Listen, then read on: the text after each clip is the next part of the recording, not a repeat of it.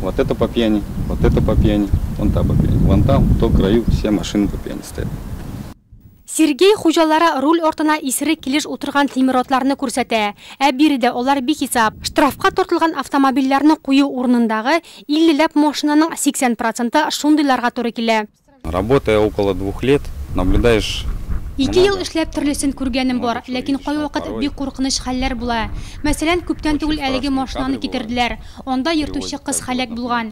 Һәлакәткә очраган машиналарда кан эзләре, балалар уенчыклары, аяк киемнәре ята. Күп кенә аварияләр исерек машина йөртүче аркасында килеп чыга. Монсы бигрәк таяныч.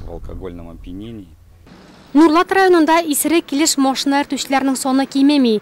Мисал өчен, агымдагы елның 4 аенда гына да шундый 46 шофер тоткарланган. 1 май бәйрәмнәреннән соң 4 машина йөртүче дә җәяүле статусында.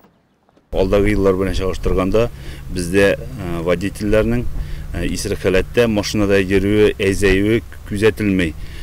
Елдан ел арта бара. Руль артында исерек халәттә йөргән өчен бүгенге көндә машина йөртү танлыгыннан мәхрүм ителә һәм шулай ук 30 мең сум күләмендә штраф каралган.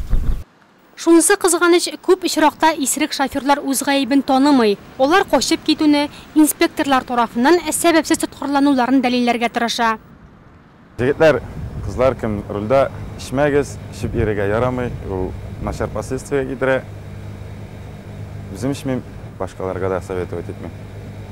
Статистикага күз салсак борчылырга урын бар. Ел башыннан Нурлатта исерек машина йөртүчеләр гаебе белән килеп чыккан аварияләрдә 3 кеше зыян күргән, бер җәяүле үзе исерек килеш һәлак булган. Шунысы кызганыч, юл кагыйдәләрен төгәл үтәүче үрнәк машина йөртүчеләр дә исерек шофер корбанына әверелә. Нәтиҗәдә өзелгән язмышлар һәм күпме сабый гомере.